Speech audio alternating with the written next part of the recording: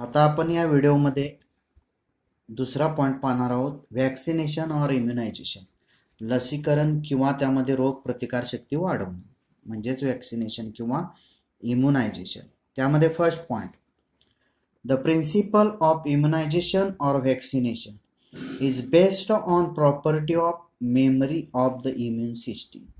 म्हणजेच त्यामध्ये इम्युनायझेशनचं किंवा व्हॅक्सिनेशनचं जे प्रिन्सिपल आहे, तत्व कशाच्या आधारावर आहे तर property of memory of the immune system. म्हणजे इम्युन सिस्टीममधली जी मेमरी आहे त्यामध्ये युनिक फीचर कशाची, इम्युन सिस्टीममधली, त्याच्या प्रॉपर्टीवर आधारित कशाचं तत्व आहे तर इम्युनायझेशन किंवा व्हॅक्सिनेशन्स.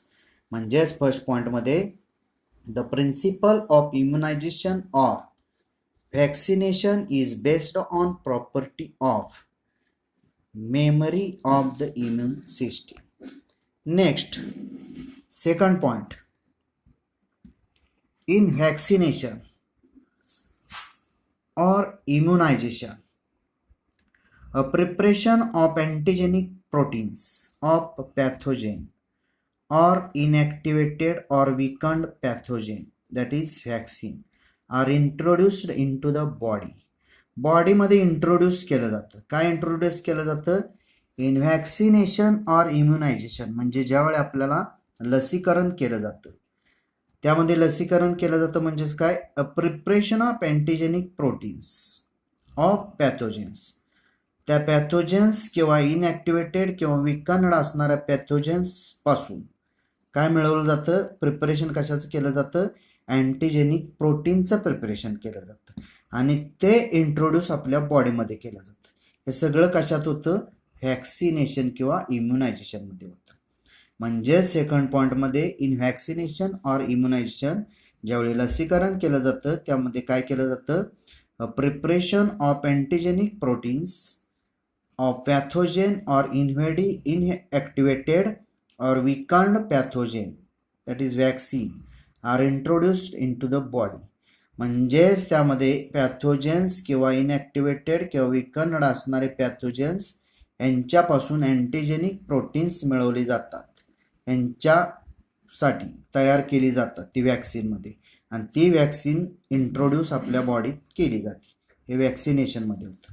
Third point, the antibodies produced in the body against these antigens would neutralize the pathogenic agents during actual infection. यामध्ये काय सांगितलेलं आहे, अँटीबॉडीज प्रोड्यूस्ड, आपल्या बॉडीमध्ये अँटीबॉडीज प्रोड्यूस होतात. ते कशासाठी प्रोड्यूस होतात, कुणाविरुद्ध, अगेन्स्ट दीज अँटीजेन्स, जे अँटीजेन्स असतात त्यांच्या विरुद्ध त्यामध्ये आपल्या बॉडीमध्ये अँटीबॉडीज प्रोड्यूस होतात. मग त्या प्रोड्यूस झाल्या अँटीबॉडीज की त्या काय करत असतात, पॅथोजेनिक एजंट कोणता आलाय आपल्या बॉडीत त्याला न्यूट्रलला आणणं किंवा न्यूट्रलाइज करणं. पण ॲक्च्युअली कोणत्या काळात तर इन्फेक्शन ज्यावेळी असतं त्यावेळेसच, म्हणजे ज्यावेळी एखादा आजार आलेला असतो किंवा संसर्ग झालेला असतो त्या काळातच हे अँटीबॉडीज प्रोड्यूस होतात आणि त्या काय करतात तर पॅथोजेनिक एजंटला न्यूट्रलला आणण्याचं काम किंवा न्यूट्रलाइज करण्याचं काम करत असतात.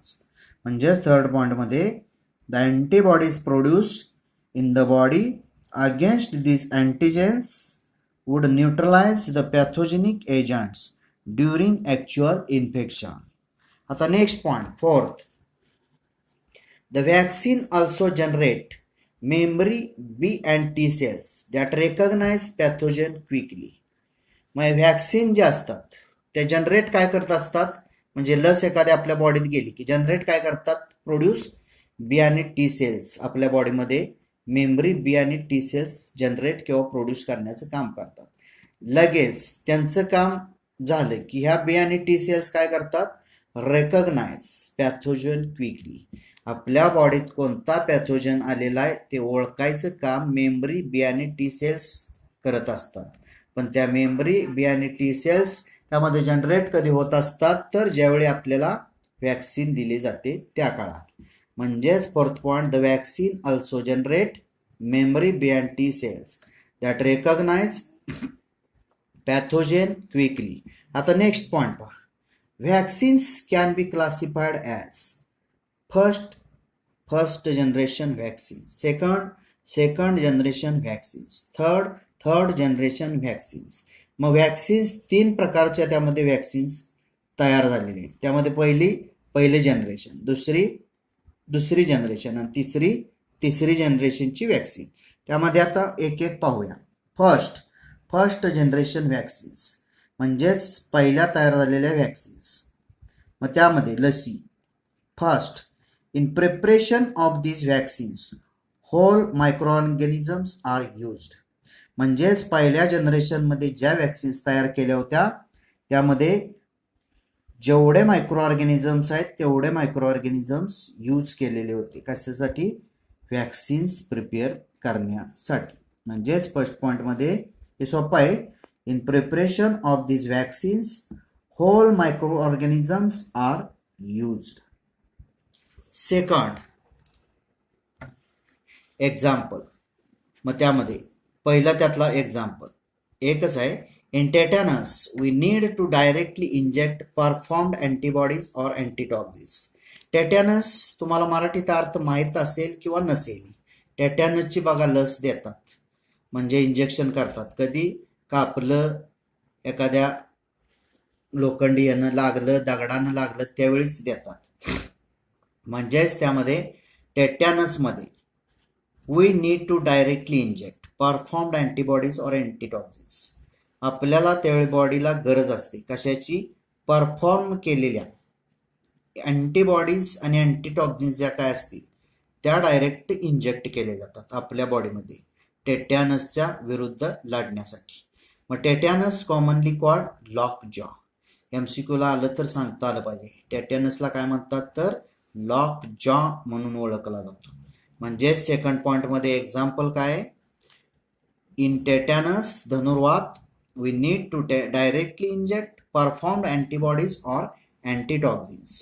Next, मग त्यामध्ये tetanus commonly called lockjaw. Third point, in cases of snake bites, the injection which is given to the patients contain performed antibodies against snake venom. म्हणजेच सापाचं जे विष बॉडीत गेलेलं असतं त्याच्या विरुद्ध लढण्यासाठी पेशंटला अँटीबॉडीज दिल्या जातात. मग अँटीबॉडीज दिल्या जातात पण ते कधी देतात तर स्नेक बाईट झाल्यानंतर त्याचं इंजेक्शन दिलं जातं. म्हणजेच performed antibodies against snake venom. Snake venom विरुद्ध म्हणजे जे विष बॉडीत गेलेलं असतं त्याच्या विरुद्ध लढण्यासाठी तयार केलेले अँटीबॉडीज पेशंटला इंजेक्ट केल्या जातात. कोणत्या काळात? In case of snake bites, ज्यावेळी साप बाईट करत असतो त्यावेळी. म्हणजे थर्ड पॉईंटमध्ये in cases of snake bites the injection which is given to the patients contain performed antibodies against snake venom. त्यामध्ये आता पहा, this type of immunisation or vaccination म्हणजे फर्स्ट जनरेशनची जे व्हॅक्सिनेशन असतात is called passive immunisation or vaccination. म्हणजे पहिल्या जनरेशनमध्ये जी व्हॅक्सिन्स तयार झालेली होती ती कसली आहे तर त्यांना काय म्हणतात? Passive immunisation or vaccination. म्हणजे थोडक्यात निष्क्रिय असणारी, अकार्यक्षम असणारी ह्या लसी आहेत. म्हणजेच परत एकदा पॉईंट पाहूया. फर्स्ट जनरेशन व्हॅक्सिन्स, त्यामध्ये first point, in preparation of these vaccines whole micro organisms are used. Second example, त्यामध्ये एकच एक्झाम्पल आहे. इन टेटॅनस धनुर्वात we need to directly inject performed antibodies or antitoxins. Tetanus is commonly called as lockjaw. Third, in cases of snake bites the injection which is given to the patients contain performed antibodies against snake venom. मग this type of immunization or vaccination is called passive immunization or vaccination. आता second पाहूया. Second generation vaccines, दुसऱ्या पिढीत तयार झालेली vaccines. त्यामध्ये first point, these vaccines are produced by recombinant DNA और किंवा DNA टेक्निक और जिनेटिक इंजिनिअरिंग. म्हणजेच यामध्ये सेकंड जनरेशन्सची जी व्हॅक्सिन्स तयार झालेली आहेत किंवा प्रोड्यूस केलेले आहेत ती कशापासून केलेले आहेत? कोणत्या टेक्निकनं? रिकॉम्बिनंट DNA टेक्निकनं किंवा जिनेटिक इंजिनिअरिंगच्या टेक्निक वापरून सेकंड जनरेशनची वॅक्सिन्स तयार केलेली आहेत. Second, the production of antigenic polypeptides of pathogen in bacteria or yeast. मग अँटीजेनिक पॉलिपेप्टाइड ज्यावेळी प्रोडक्शन केली होती ती कशामधून मिळवली होती, तर बॅक्टेरिया ऑर ईस्ट, बॅक्टेरिया किंवा ईस्टच्या पॅथोजनपासून हे प्रोडक्शन केलेलं होतं. म्हणजे second, the production of antigenic polypeptides of pathogen in bacteria or yeast. आणि त्यामध्ये एक्झाम्पल आहे hepatitis B vaccine produced by yeast. म्हणजेच ईस्ट मार्फत तयार कोणती लस केलेली आहे, वॅक्सिन केलेलं आहे, तर हेपॅटायटिस बी नावाची. तुम्हाला माहीत आहे हेपॅटायटिस बीची एक लस मध्ये देत होते, त्याची लस तयार केलेली आहे, पण त्याला कशाच्या साहाय्याने केलेली आहे, तर ईस्टच्या साहाय्याने केलेली आहे. म्हणजेच example hepatitis B vaccine produced by yeast. परत एकदा पाहूया सेकंड जनरेशन वॅक्सिन्स. त्यामध्ये first, these vaccines are produced by recombinant DNA technique or genetic engineering technique. Second point, the production of antigenic polypeptides of pathogen in bacteria or yeast.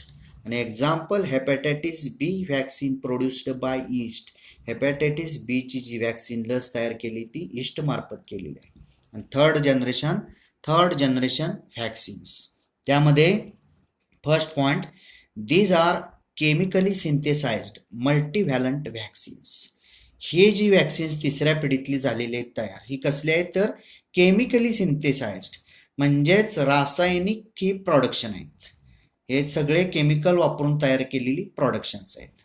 म्हणजेच these are chemically synthesised multivalent vaccines, ह्या लसी तयार केलेल्या आहेत. Second, these vaccines have high purity. Chemically असल्यामुळे यांच्यात purity सुद्धा कशी असते, अगदी जास्त प्रमाणात असते. म्हणजेच थर्ड जनरेशन वॅक्सिन्समध्ये first point, these are chemically synthesised multivalent vaccines, म्हणजेच केमिकलपासून रसायनापासून तयार केलेले ह्या लसी आहेत हे वॅक्सिन. आणि second, these vaccines have high purity. आणि ही जी वॅक्सिन्स आहेत केमिकलपासून तयार केलेली ह्यांच्यामध्ये जास्तीत जास्त शुद्धता असते, हाय प्युरिटी. त्याच्यावर एक MCQ सॅम्पलमधून मी घेतलेला आहे. First, tetanus is caused by dot dot dot. म्हणजेच त्यामध्ये असा MCQ आला, टेटॅनस कशामुळे होतो, तर त्यामध्ये पर्याय आहेत. स्मॉल ए बॅक्टेरियम, स्मॉल बी फंगस, स्मॉल सी प्रोटोझॉन आणि स्मॉल डी व्हायरस. मग टेटॅनस जो होतो तो बॅक्टेरियामुळे होतो. बॅक्टेरियम टॉक्सिन हा जो बॅक्टेरिया आहे त्याच्यामुळं काय होत असतो, टेटॅनस. म्हणून त्यामध्ये टेटॅनस इज कॉज्ड बाय बॅक्टेरियम. इथं पुढचा पर्याय पण मी माहितीसाठी टॉक्झिन दिलेला आहे, बॅक्टेरियम टॉक्झिन. म्हणजेच एक MCQ, tetanus is caused by dot dot dot. त्यामध्ये पर्याय बॅक्टेरियम, फंगस, प्रोटोझॉन आणि व्हायरस. तर याचा योग्य पर्याय ऑब्जेक्टिव्ह काय, तर बॅक्टेरियम. कोणतं बॅक्टेरियम असतं माहितीसाठी, बॅक्टेरियम टॉक्झिन. धन्यवाद.